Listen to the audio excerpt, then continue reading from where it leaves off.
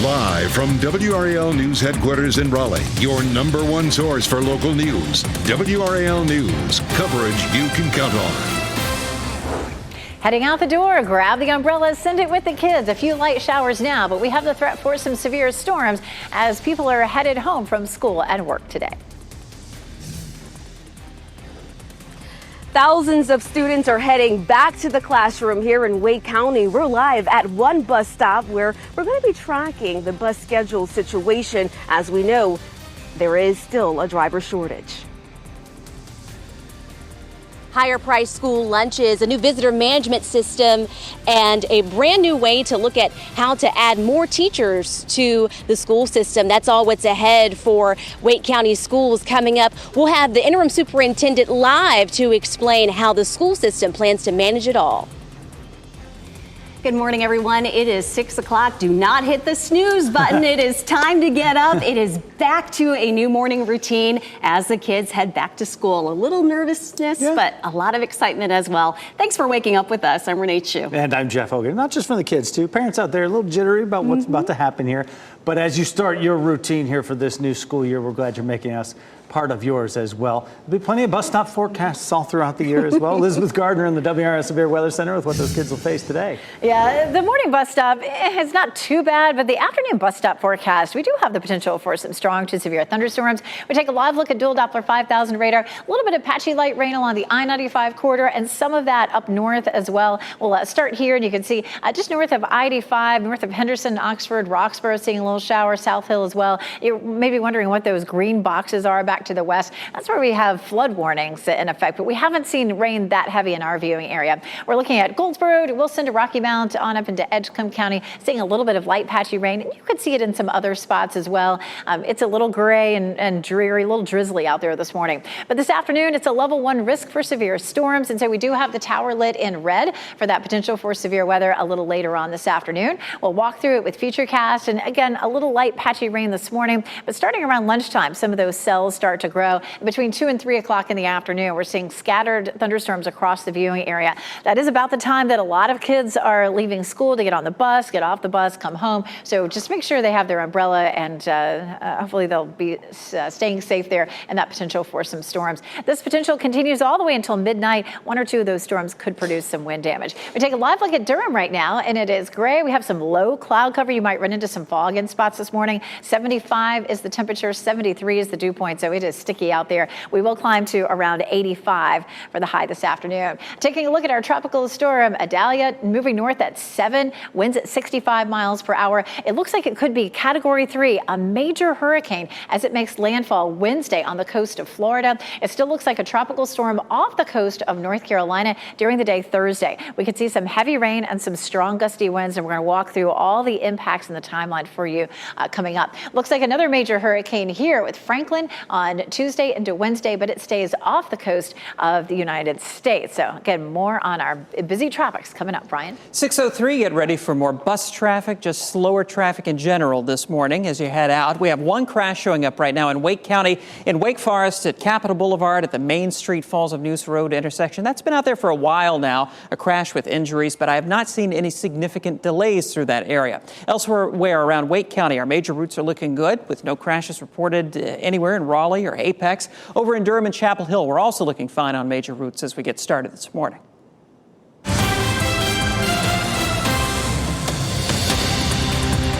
It is a huge day for schools all across North Carolina, today marking the first day of class for thousands of students in almost every district in our area. That means more buses will be out there on the roads as well. It could slow down your morning commute or at least change things up just a little bit. Be careful out there. WRAL's full team coverage of back to school today here in the studio in the Triangle. Cumberland County, we've got you covered. We'll start with WRAL's Laura Levine right now, live this morning at the West Millbrook bus lot. And Laura, the county's adjusting bus routes this year because of a shortage of drivers. That'll mean some longer rides for some kids, right? Hey, Jeff, good morning. Yes, earlier this morning we were at that bus lot and now we're at a bus stop. So we're at the first or second bus stop for high school. We have some ninth graders here getting ready to start the school year. Listen, I asked one of them, I said, are you ready? are you ready for the new school year? And he told me no, not really, actually. So that's high school for you, right? But today, parents and staff will get a first glimpse at how the new extended bus routes will go. Wake County Public Schools is starting off the school year with 560 drivers. The district needs a total of 882 to provide the best service and cover all routes. To address the shortage, drop-offs and pickup times will be staggered, with some students arriving more than 30 minutes late. We spoke with the director of talent acquisition, who says recruiting drivers is one aspect in all of this, but the process to hire is a lengthy and difficult one. I'm not going to say harder, it's just a different process. Our bus drivers are required to go through some testing that's going to take, 3 days of a virtual class and then the actual test afterwards. So the bus stop here, the bus will pick up students around 6:10 this morning, so they have just a couple of minutes. And as we know, under this new schedule, students will also be getting picked up late after the last bell rings in the afternoon, about 40 minutes late. So we'll continue to monitor the situation here in Wake County. Let's send things over to Kelsey Coffey and Fuke Verena, who has an update on the bus driver shortage in Durham, or there, excuse me. Laura, good morning. We're at Fuquay Verena High School, and I'm joined by Interim Superintendent Dr. Randy Bridges. We were talking about the bus driver shortage just a couple of seconds ago here. Now, good news is that we have bus drivers for every route, but still students will be arriving late. How are you all managing that with potential missed instruction time? Well, we have 560 dedicated individuals who are responsible for transporting our kids to and from school, and we're thankful for them. But that's not enough. We need additional drivers because having to assign routes to those 560 is forcing us into a situation where some of our kids will get to school late, and then we'll have to hold some of them after the bell in the afternoon. So we have some bus drivers right at the point of coming into the workforce, as well as a well-stocked pipeline working its way through, but it takes a minute to do that. So a little inconvenience for our kids and our parents right now. Hopefully we'll work through this situation very quickly. And you all are also trying to work through navigating teacher vacancies. You all still need nearly 300 teachers. So what are you all doing to fill in those gaps? Well, we're 107 teachers better in the process than we were at this time last year. Wake County is a big school district, and we're going to have vacancies, and we have a contingency plan for that. Our principals are great at making sure that we have a highly qualified and effective teacher in every classroom. Thank you so much, Dr. Bridges. And of course, we are your back to school headquarters. So if you're headed out the door to get those kids to school, know that you can still go on our website, WRAL.com, and check out our WRAL app. Kelsey Coffey, WRAL News, live in Fuquay Verena. Now we head down to Cumberland County, where thousands of students will be filling in their classrooms in just a couple of hours. WRAL's Gilbert Bays is live at Gulberry Farm Elementary School in Hope Mills this morning. Gilbert, good morning to you. I know teachers have been working hard to get their classrooms ready. Absolutely. And, if we're going to do a shot from an elementary school, this spells elementary school right here. It just brightens up your morning, and that's what we're talking about, getting students out here. It's all about the numbers right now, though. In just a couple of hours, we're talking about more than 400 school buses transporting more than 50,000 students to different schools here in Cumberland County. Let me take you around campus here a little bit. The county has 86 schools and more than 6,000 employees, and half of them are teachers.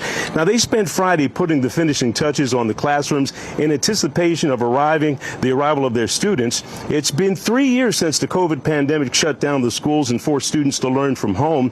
And teachers say that time away from the classroom has created some unique challenges.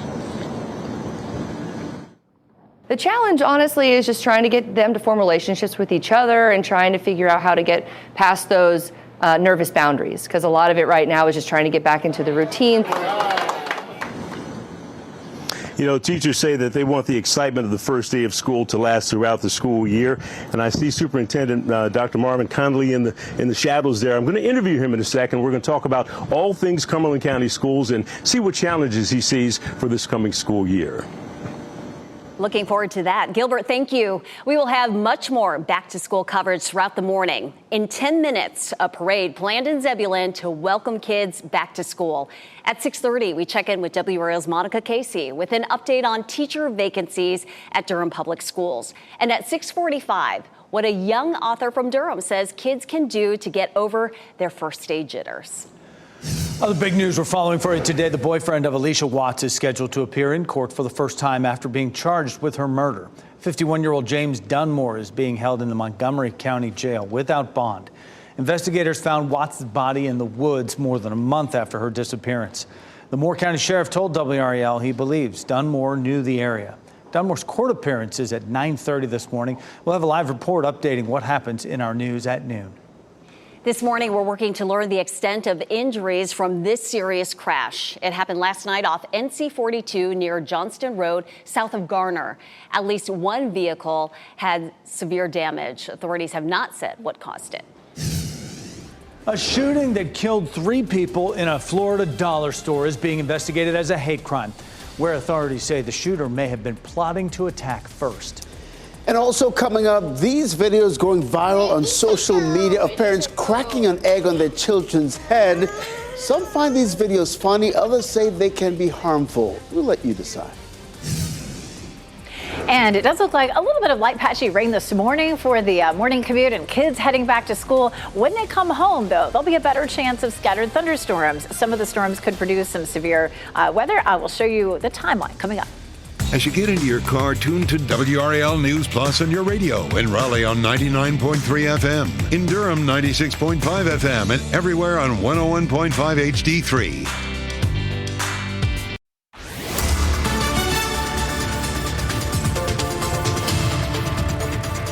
6:13, not the prettiest morning for the first day of school. We have cloud cover. It's drizzly out there in some places, and some actual showers too, from Goldsboro up through Wilson County, Nash County, Edgecombe County. A little bit of light rain up near the Virginia line, and a few cells starting to become a little heavier down there in Sampson County. Nothing severe just yet, but after lunchtime, we have the potential for some severe storms. Some of those could be right about the time kids are trying to get home from school today. Level 1 risk for severe storms. It looks like we could have some isolated wind damage with those storms. 74 in Wilson, 75 in Durham, 74 in Fayetteville. Just a little damp and sticky out there. If you're about to head out the door for your morning run, definitely humid out there. We'll see a high of 85. This evening, of course, there'll be some scattered storms. Brian? 6:14 as we watch traffic around the Triangle. It looks like that crash in Wake Forest at Capitol Boulevard right around Main Street has largely cleared, but you still may see some police activity at that intersection. Not seeing any big delays on the sensors right now. A look at that camera at I-40 at Miami Boulevard in Durham, looking fine in both directions. We're seeing fairly light volume as we get started this morning. Your major approaches into Durham right now all are clear. 40 westbound from Wade Avenue in Raleigh, no delays there, and it looks good on 40 eastbound out of Chapel Hill. Renee. Thanks, Brian. We're learning more about the 3 victims of a shooting at a Dollar General store in Florida and about what other plans for violence the shooter may have had. Angela Carr, Gerald Gallion, and A.J. Legary died in the shooting Saturday. The FBI is investigating it as a racially driven hate crime. Investigators say the 21-year-old gunman, Ryan Palmeter, left behind detailed writings about what he thought about black people and what he planned to do. Palmeter died of a self-inflicted gunshot wound. Earlier in the day, he had been turned away from Edward Waters University, a nearby HBCU, by a security officer. A state representative in North Carolina is in the hospital after crashing his pickup truck over the weekend. Marvin Lucas was hurt in the crash near his Spring Lake home around 9 o'clock Saturday morning.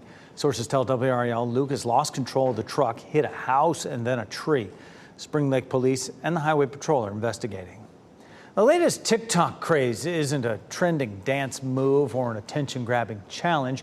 It's parents cracking eggs on their kids' heads and seeing their reaction. WRAL's Ken Smith is here with some of the videos that are going viral and the concerns this prank is raising. Ken? Yeah, I'm still trying to figure out what's going on here. Some people are calling this prank harmless, but others, especially medical experts, disagree. Well, you decide. Take a look at it for yourself. Now I'm going to crack mine. Very often, children think they're in the kitchen to help bake or fix a favorite treat, only to be smashed in the head with an egg. The children look confused, some of them stunned, even start crying. And yes, some children do laugh along with their parents, who are calling this hilarious, many of them. But experts say while it may be funny in the short term, it really serves to shake the trust children have in their parents. And having the video posted could be hurtful and humiliating.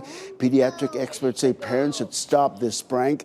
Let me know what you think on my WRAL Facebook page. And by the way, these videos have been viewed more than 600 million times. Renee. Never have I thought about doing that to my child. The side of the bowl will do just fine. Ken, thank you. Students at Zebulon Elementary School will have a parade to welcome them back to school this morning. Families and community members are invited to cheer the kids on starting at 7:45 this morning. But they would love to see you out there. The town of Zebulon and Knightdale Wake Forest alumni chapter of Delta Sigma Theta are partnering to put that parade on.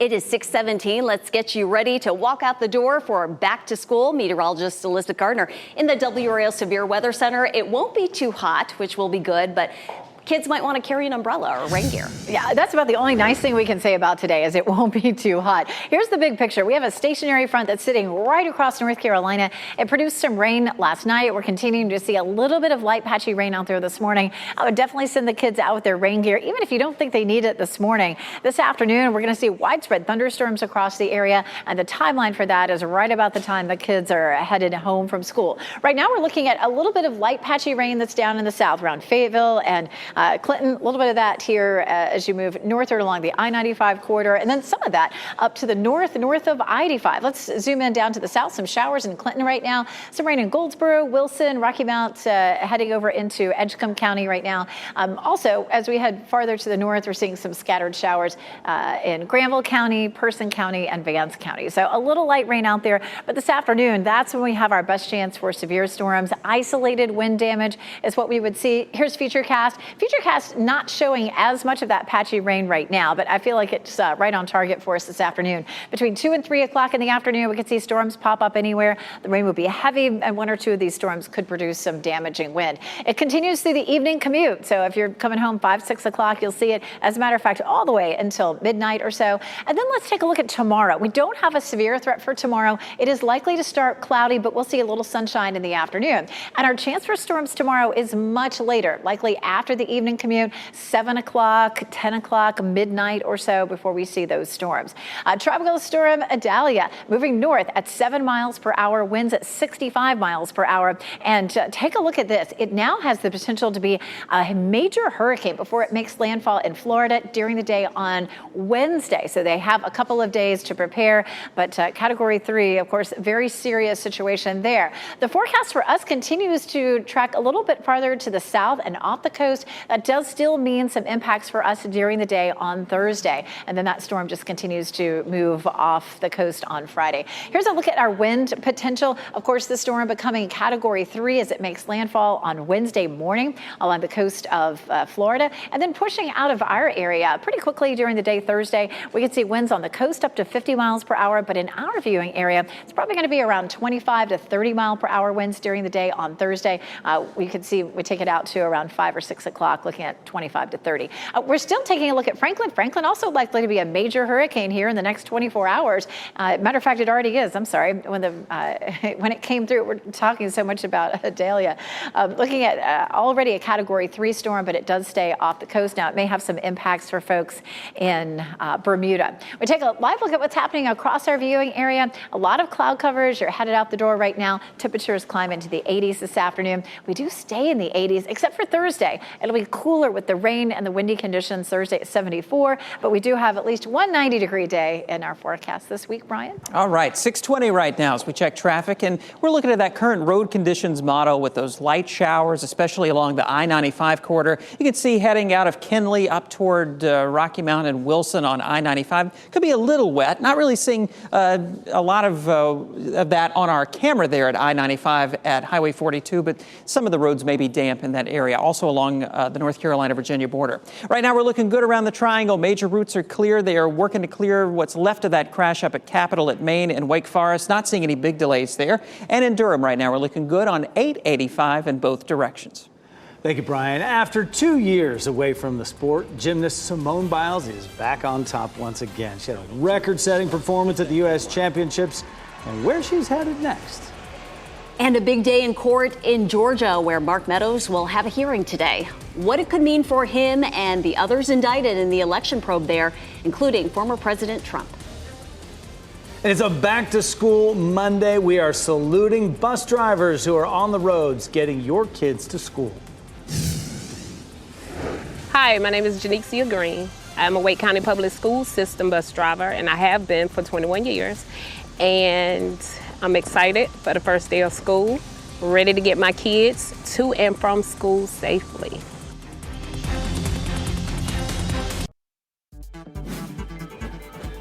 This What's Trending report, sponsored by Rug & Home.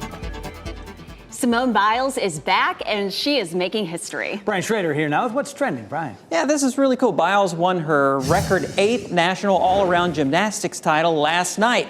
She is back after being out for 2 years after pulling out of the 2021 Tokyo Olympics with the medal block. We all remember that. But now she is going to compete next at the World Championships next month in Belgium. And Simone has yet to say if she's going to compete in the Paris Olympics, but one championship at a time. She's doing great, and she is in top form. All she does is win. Pretty good. Glad to see her back. Yeah. Hey, it's Back to School Monday, so let us take a look at our first day of school pictures. That's me. No one believes it, but Of that's course me. we believe it. Yeah. Brian Schrader. And listen, Brian Schrader. I'm here for all of you kids who are bummed out about today because, you know, it's kind of grim to go back to school after summer vacation. Renee I wonder Chu? who that is. Yeah, who's that? Excited. Renee Chu excited to go back to school. My 4th grade picture, y'all. Is that right? Oh my God. Hey. Yeah. Yeah! That's Jeff Travolta. Yes. And Elizabeth There Gardner. she is. E.G. That's a bad picture. That was 8th grade. Elizabeth, 8th grade. That's Middle horrible. school pictures, Yeah. all bad, rough times. Classic. I feel like I need a gold chain or something there. Yeah. You know? That thing's getting away from me. Those people deserve to be on television. Right? See? And it's hope not for for everybody. There is hope for everyone. There is. Thanks, Brian. Little League World Series came to a dream ending for a 12-year-old Lewis Lapp, hitting a game-winning walk-off homer to win the championship for his team from El Segundo, California. That homer gave his team a 6-5 win over Curacao. It is the 5th straight World Series win for the U.S., first for a team from California since 2011. This morning on Today, remembering Bob Barker, who died Saturday at the age of 99. A look back on his life and career as an American TV staple, coming up at 7 on Today, right here on WRAL. We do have a level 1 risk for severe storms, likely mid to late afternoon. That could coincide with the time that kids are getting off the school bus and headed home. I'll show you the timeline. Also, you can expect more traffic out there this morning with all the school buses back on the road. This is a live look right now. I-40, Harrison Avenue. Brian Schrader will be back after the break with how the morning commute is shaping up on this first day of school.